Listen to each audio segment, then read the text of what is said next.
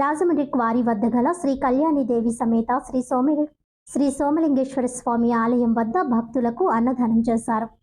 మహాశివరాత్రిని పురస్కరించుకుని క్వారీ వద్ద గల శ్రీ కళ్యాణిదేవి సమేత శ్రీ సోమలింగేశ్వర స్వామి ఆలయం మహా అన్నదానం జరిగింది.